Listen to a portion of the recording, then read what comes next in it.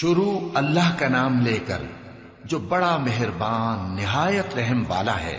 بے شک انسان پر زمانے میں ایک ایسا وقت بھی آ چکا ہے کہ وہ کوئی قابل ذکر چیز نہ تھا۔ ہم نے انسان کو ملے جلے نطفے سے پیدا کیا تاکہ اسے آزمائیں، تو ہم نے اس کو سنتا دیکھتا بنایا، یقیناً ہم ہی نے اسے رستہ بھی دکھا دیا۔ اب خواہ شکر گزار ہو خواہ ناشکرا۔ بے شک ہم نے کافروں کے لیے زنجیریں اور طوق اور دہکتی آگ تیار کر رکھی ہے۔ جو نیکوکار ہیں وہ ایسی شراب پیئیں گے جس میں کافور کی آمیزش ہوگی۔ یہ ایک چشمہ ہے جس میں سے اللہ کے بندے پیئیں گے اور اس میں سے چھوٹی چھوٹی نہریں نکال لیں گے۔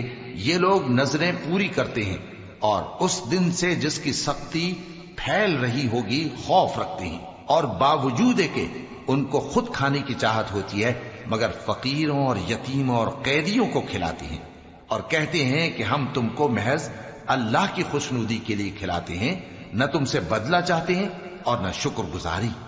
ہم کو اپنے پروردگار سے اس دن کا ڈر لگتا ہے جو چہروں کو بگاڑنے والا اور بڑی سختی والا ہوگا۔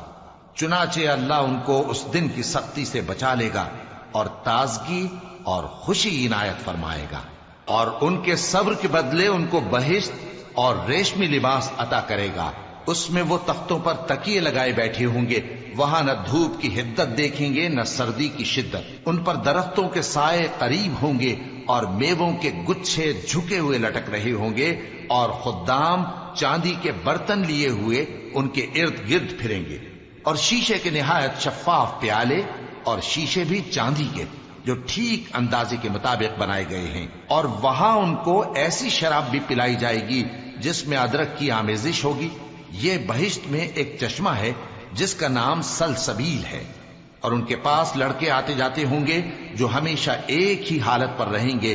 جب تم ان پر نگاہ ڈالو تو خیال کرو کہ بکھرے ہوئے موتی ہیں۔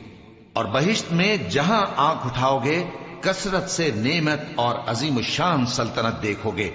ان کے جسموں پر دیبا اور اطلس کے سبز کپڑے ہوں گے، اور انہیں چاندی کے کنگن پہنائے جائیں گے، اور ان کا پروردگار ان کو نہایت پاکیزہ مشروب پلائے گا، فرمائے گا یہ تمہارا صلہ ہے اور تمہاری محنت ہمارے ہاں مقبول ہوئی۔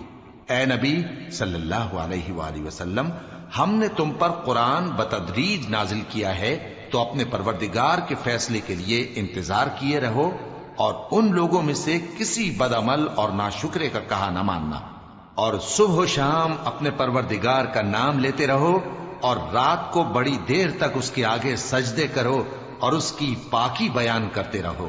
یہ لوگ دنیا کو دوست رکھتے ہیں اور قیامت کے بھاری دن کو پس پشت چھوڑے دیتے ہیں۔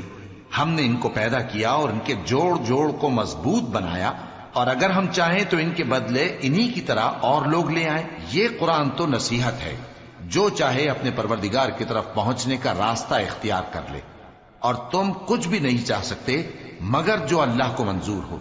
بے شک اللہ جاننے والا ہے، حکمت والا ہے۔ وہ جس کو چاہتا ہے اپنی رحمت میں داخل کر لیتا ہے، اور ظالموں کے لیے اس نے دکھ دینے والا عذاب تیار کر رکھا ہے۔